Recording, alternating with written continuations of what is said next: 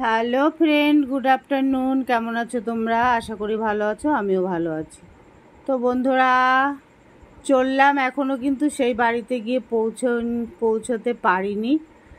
তো দেখো বন্ধুরা, এখন আমরা যাচ্ছি, এই বাড়ি সফর শেষ। ট্রেন থেকে দুটো টোটো পাল্টাতে হলো, মানে চিনি না সেহেতু প্রথমে একটা ভুল অটোতে উঠে গেছিলাম, আবার নামলাম, আবার উঠলাম, তার জন্য। তো ওখানে তো দাদা বৌদির সঙ্গে দেখা হয়ে গেছিলো, বলল যে এই টোটোতে কেন উঠলি, একবারে নিয়ে যেত বাড়ির সামনে। তো আমাদের ভুল হয়েছিল, প্রথমবার গেলাম তো ওই জন্য বুঝতে পারিনি, তো আর একটা টোটোতে উঠতে হয়েছে। আর এখানের পরিবেশটা খুব সুন্দর, তোমাদের একটু দেখাচ্ছি। দেখো বন্ধুরা, এখানে কিন্তু দারুণ পরিবেশ। আর এই সাইড দিয়ে মানে এত কুল গাছ, সেই বনকুল বলে, বনকুল হয়েছিল। তো টোটোটা একটু জোরে চালাচ্ছিল বলে ভালো করে তোমাদের দেখাতে পারলাম না।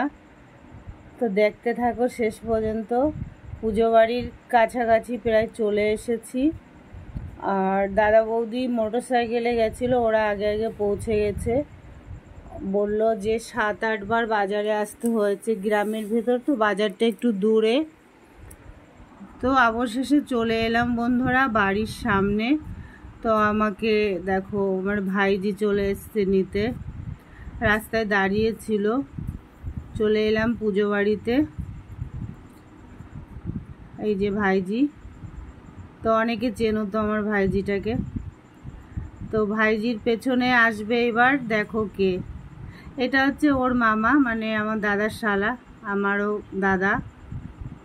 তো এই প্রথম এলাম, তো সবাই খুশি হয়ে গেছে।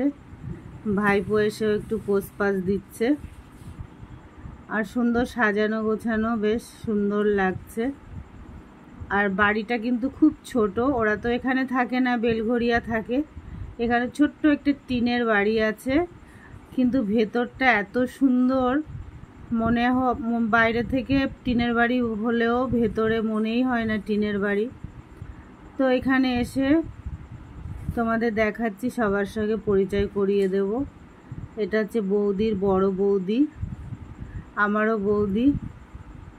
তো এরা এখানে আলতা পড়ছিল, সব উপোস আছে, পুজো করবে, তার জন্য সাজুগুজু হচ্ছে আর কি। তারপরে চলে এলাম, দেখো বন্ধুরা, মুখ চোখ তো একদম আমার কেমন হয়ে গেছে। একটু মুখে হাতে জল দিয়ে তারপরে এখানে একটু খেতে এলাম। 3:30 বাজে। তো আমি তো কিছুই খেতে পারলাম না, এত ঝাল দিয়েছে সবজির মধ্যে, ঝালের জন্য খেতে পারিনি। একটা ঘ্যাট দিয়েছিল, ডাল দিয়েছিল, আর একটা কি সবজি দিয়েছিল বুঝতে পারিনি, কিন্তু আমি কিছুই খাইনি। আরে খাওয়া দাওয়া করে একটুখানি, এখানে এত সুন্দর হাওয়া দিচ্ছিল, বসে আছি। তো একটু সন্ধ্যা সন্ধ্যা ভাব, বিকাল বিকাল। তো এখান দিয়ে যাচ্ছিল সব তারকেশ্বর থেকে ফিরছিল, এরা আবার মন্দিরে একটু ঢুকলো, পুজো দেখে ঢুকলো, হর হর মহাদেব বলতে বলতে। আর কুকুরগুলো ঠান্ডা পেয়ে দেখো কি সুন্দর ঘুমাচ্ছে। আর সন্ধ্যার দিকের পরিবেশটা একটু দেখো, নারকেল গাছটা কি সুন্দর লাগছে, তাই না বন্ধুরা? আর তাই একটু ক্যামেরা বন্দি করে নিলাম, এত ভালো লাগছে দেখতে। তারপরে আবার বাচ্চাগুলো সঙ্গে একটু দোল দোল খেললাম। বাচ্চাগুলো খুব সুন্দর দোল দোল করছিল, আমাকে ঝুলাচ্ছিল, বলছে আমাদেরও ভিডিওর মধ্যে নিয়ে নাও, আরে চলে আয়। তো সবাইকে নিয়ে একটু আমিও একটু খেলে নিলাম ওদের সঙ্গে, দোল দোল খেলে নিলাম আর কি। তো বাড়িটা এত সুন্দর করেছে ওরা, আর এত চারি সাইডে মানে জায়গা। তো দুটো দোলনা আছে এখানে, বাচ্চারা খুব খেলে, যখন ওরা আসে খুব আনন্দ করে। তো বন্ধুরা, তারপরে চলে গেলাম। তারপরে দেখো এখানে ভিডিও করছিল, আর যে ঢাক বাজানোরা এসেছিল তারা একটু অন্য টাইপের, এখানে স্ট্যান্ডার্ড এসছিল ওরা, মানে মিউজিক দিয়ে দিয়ে ঢাক বাজাচ্ছিল, আর এত সুন্দর লাগছিল। তো সেটা তো আর মানে আমি শোনাতে তোমাদের পারলাম না, এই কারণে পারলাম না যে মানে কোনো ভিডিওতে অসুবিধা হতে পারে, তার জন্য যেটুকুনো মানে আমি ভয়েস দিচ্ছি আর তোমাদের দেখাচ্ছি, আর কিছুই না। তা অবশেষে এবার ঠাকুর আনতে চলে যাবে। তো ভাইপো একটা ড্রেস পরে বলল, পিসি কেমন লাগছে, যে ভালো লাগছে। এদিকে ঘরের মধ্যে সব সাজুগুজু করছে, আমি কিন্তু কোনো সাজুগুজু করিনি। এখানে এই যে বৌদির দুই ভাই বউ আর কি সাজুগুজু করছে, আর আমার বৌদি ঝটপট শাড়ি টাড়ি পরে ওখানে বসে বসে পোজ দিচ্ছে। তাই আমি বললাম একটু আসো এখানে, একটু হাই হ্যালো করে যাও আমার বন্ধুদের। তো বৌদি এসে আবার রাধে রাধে বলল। দেখো বৌদি কিন্তু সবসময় তিলক কেটে থাকে। আর এদিকে বৌদি কি সুন্দর নথ টথ পরে সেজেছে, এত সুন্দর লাগছে, ঠাকুর বরণ করতে যাবে তার জন্য খুব সুন্দর লাগছিল। আর এখানে আমার ভাইজি আর ভাই বউ বসেছিল, এখানে দাঁড়িয়ে ছিল, বসেছিল।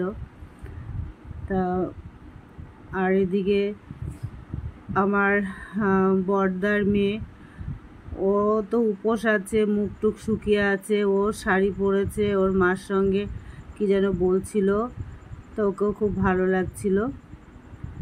এদিকে ঠাকুর চলে এসছে বরণ করার জন্য, সবাই রাস্তায় চলে এসছে। তো আমার একটা অসুবিধা হয়, বেশি ভিড়ের মধ্যে আমি একদম মানে আমার শ্বাসকষ্ট হয়ে যায়, ভিড়ের মধ্যে ঢুকতে পারি না। আর এত জোরে জোরে মাইক বাজছিল, সেই মাইকের আওয়াজে আমার বুকের মধ্যে খুব কষ্ট হয়। তো এখানে খুব সুন্দর ওরা বরণ করলো, ঠাকুর নিয়ে আসছে। তো আমি ভিড়ের মধ্যে সামনের দিক থেকে ভিডিওটা করতে পারিনি বন্ধুরা, মাকে ভালো করে দেখাতে পারিনি আর কি, এটাই দুঃখিত। সবাই ভিডিও করার জন্য ব্যস্ত ছিল তার জন্য। আর এদিকে আমি যেটুকুনো পেরেছি সেটুকুনোই তুলেছি বন্ধুরা। আর তারপরে একটু খাওয়ার জায়গাটাও দেখিয়ে দিই।